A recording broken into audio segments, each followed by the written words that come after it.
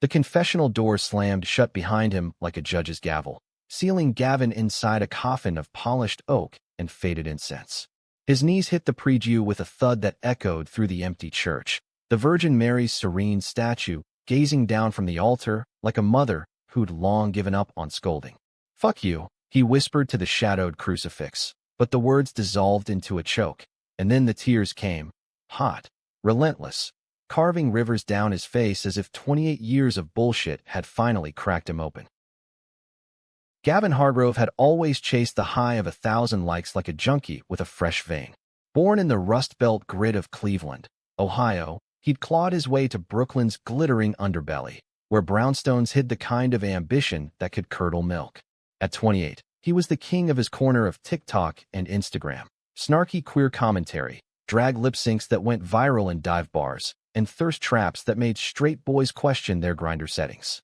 His handle, at Gav the Savage, had 500,000 followers, a ragtag army of twinks, allies, and edgelords who ate up his brand of unapologetic chaos. But fame?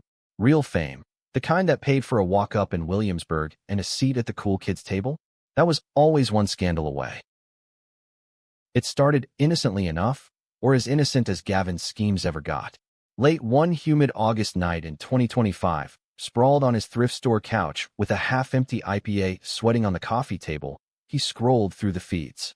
The algorithm was shoving Catholic guilt down everyone's throats, some tradwife influencer droning about purity rings, a priest going viral for exorcising pronouns.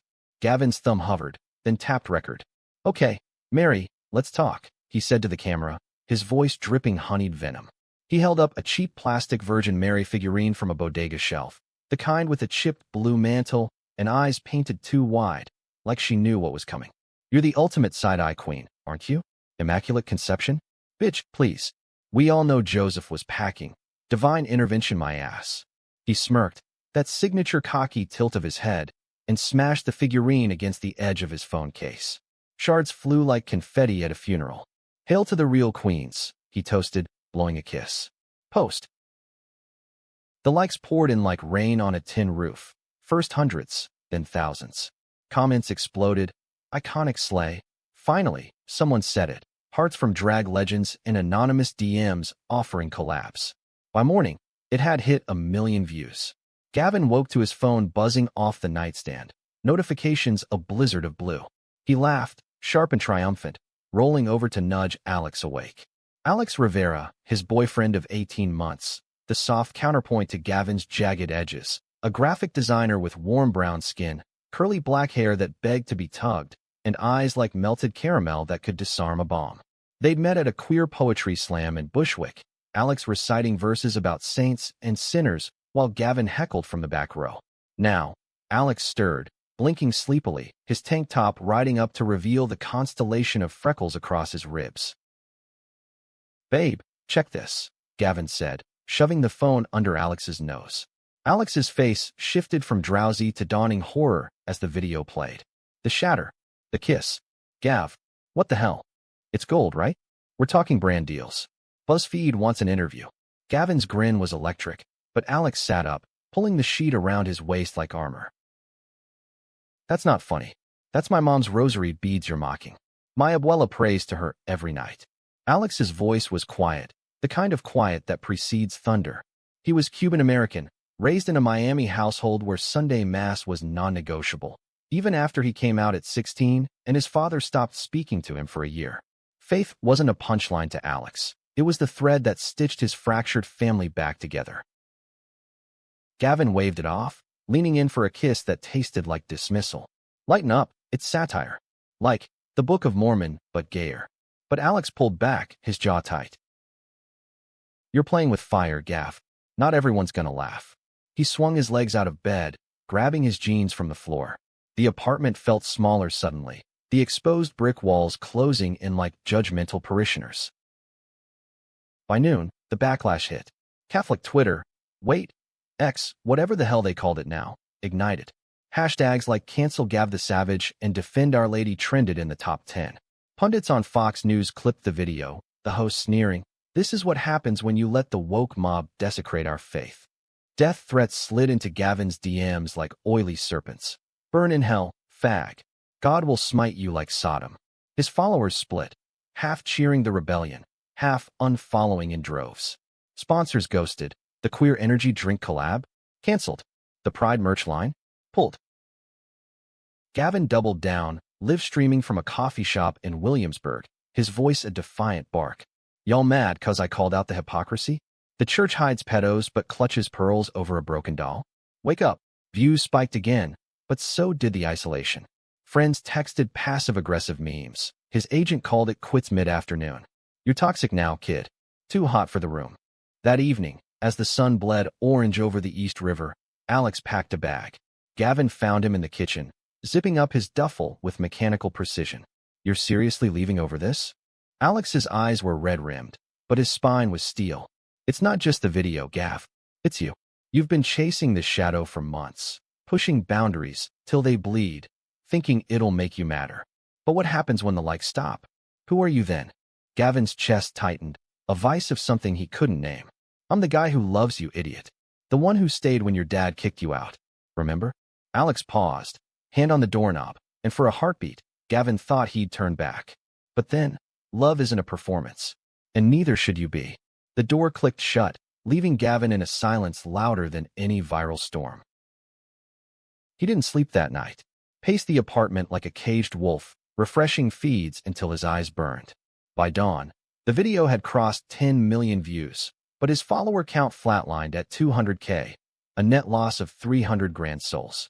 The high was gone, replaced by a gnawing void. He tried calling Alex, straight to voicemail. Tried his best friend, Mia, the lesbian comic who'd co-signed his lease. Dude, I love you, but... Space. This is messy. Desperation clawed in. Gavin grabbed his keys, the city a blur of yellow cabs and steam-grate fog. He ended up at St. Agnes, the old Catholic church on the edge of Greenpoint, a relic from when Poles and Italians ruled the blocks.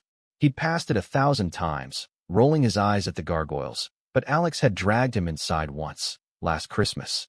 Just sit, Alex had said, lighting a candle for his abuela. Gavin had fidgeted, atheist to his marrow, but the quiet had seeped in, warm as Alex's hand in his. Now, the doors creaked open to emptiness, pews like forgotten pews, the air thick with wax and whispers. Gavin slipped into the confessional, the wood cool against his palms. Forgive me, Father, for I have sinned, he muttered, half mocking, but the words stuck like burrs. And then the dam broke. Tears came first in sputters, then floods, soaking his collar as he curled over the kneeler. Memories unspooled. His own mom, dead at 40 from breast cancer, clutching a faded St. Jude medal in the hospital bed. Pray for the hopeless, baby, she'd whispered, her Ohio twang cracking. Gavin had been 15, too angry at God to pray, too scared to hold her hand. He'd buried that grief under layers of sarcasm. But here, in the half-light, it resurfaced, raw, accusing. Had he mocked Mary despite the God who'd stolen her? Or was it just another mask, fame's flimsy armor? The statue loomed outside the booth, Mary's face impassive, hands outstretched in eternal offer. Gavin stumbled out, collapsing at her feet. I'm sorry, he sobbed, the words foreign on his tongue. For her. For Mom. For everything.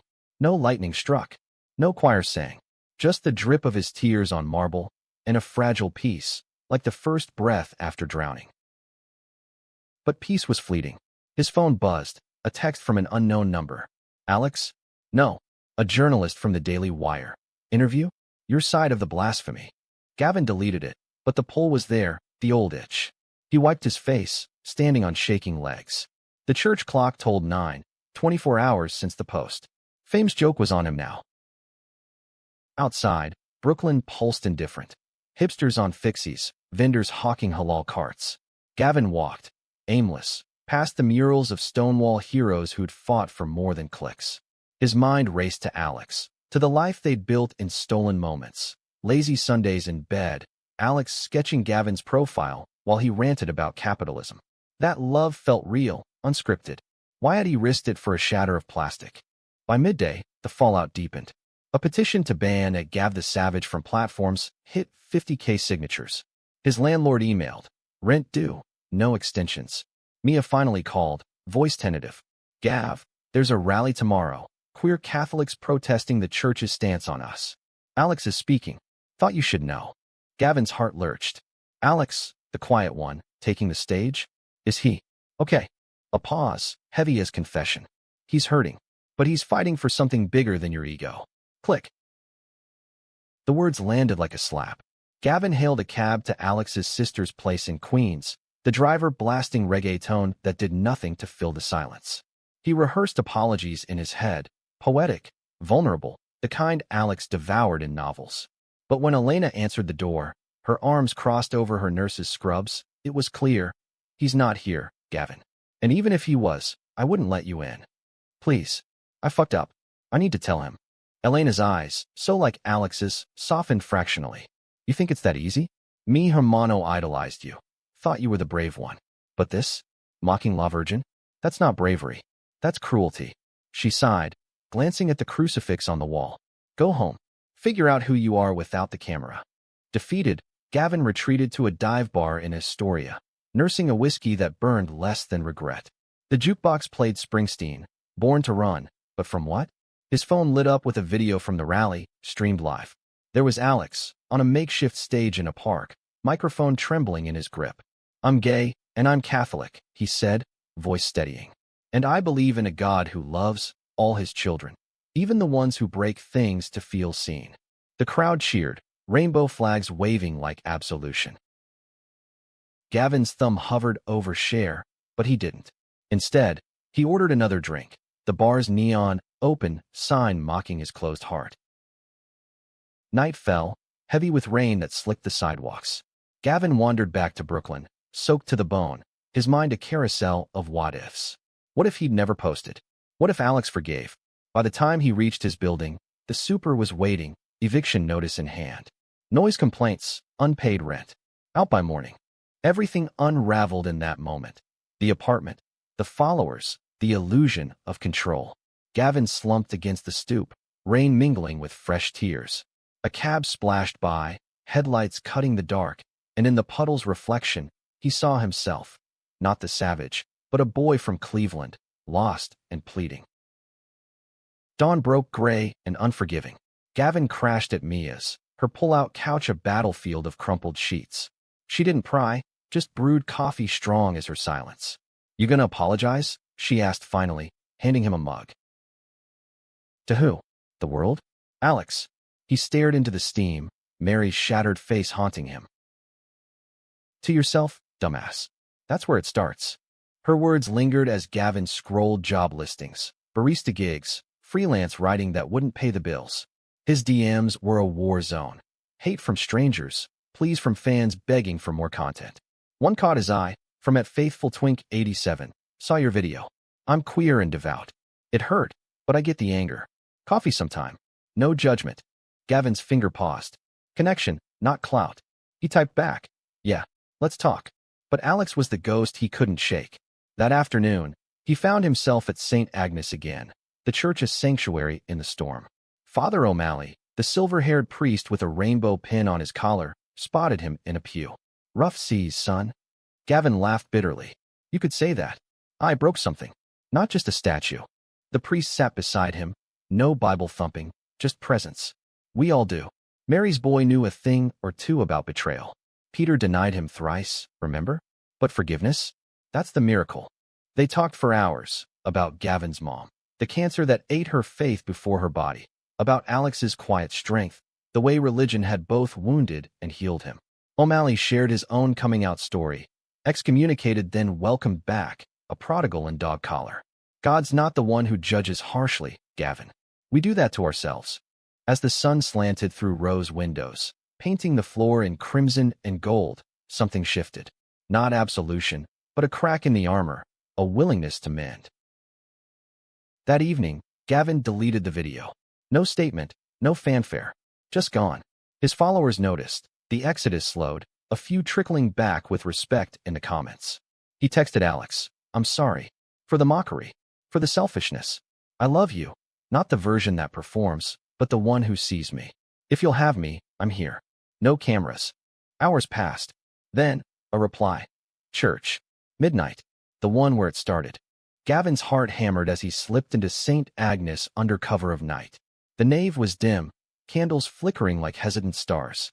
Alex waited by the altar, silhouetted against Mary's statue. Repaired, perhaps, or replaced. Gavin couldn't tell. "You came," Alex said, voice a mix of wariness and warmth. Couldn't not. Gavin stepped closer, the space between them electric. "I was wrong. About everything. Fame's a liar. It promises you'll be seen, but it blinds you to what's right in front of you." Alex's eyes searched his, the hurt still there, but softening. "I needed to hear that. But it's not just the video, Gav. It's us. Can you let go of the chase? Enough." Gavin took his hand, calluses from pencils against his own manicured fingers. "Trying. With you, I want to." They knelt together then, not praying, but holding, foreheads touching, breaths sinking in the sacred quiet.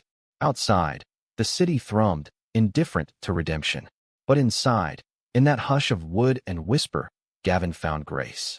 Not the viral kind, but the real one, messy, human, laced with the promise of tomorrows. Weeks blurred into a tentative rhythm. Gavin picked up shifts at a queer bookstore in Park Slope, shelving Audre Lorde beside Augustine. His commentary now whispered to customers rather than broadcast. Followers dwindled to a loyal 50K, but the interactions deepened. DMs about healing, not hot takes. He started a podcast, low-key, Savage No More. Interviews with queer folks navigating faith and identity. Alex guested in episode 3, their laughter crackling through the mic like forgiveness made audible. One crisp October evening, as leaves skittered across Prospect Park, they walked hand in hand, Alex's head on Gavin's shoulder. "Remember that first poetry slam?" Alex murmured. Gavin chuckled. "You rhymed crucifix with eclipse. Thought you were showing off." "I was. For you." Alex stopped, turning to face him under a canopy of amber. "I forgive you, Gav. Fully." The kiss that followed was slow, anchoring, a vow amid the falling world. No cameras captured it, no likes tallied the joy. But in Gavin's chest, a quiet fire burned, the kind that warms, not consumes. Back in the brownstone they'd sublet together, smaller, but theirs. Gavin lit a candle on the windowsill. Not to Mary, exactly, but to the boy he'd been, the man he was becoming. Alex watched from the bed, sketching idly. "What's it for?" Gavin smiled, that old cocky tilt softened by truth.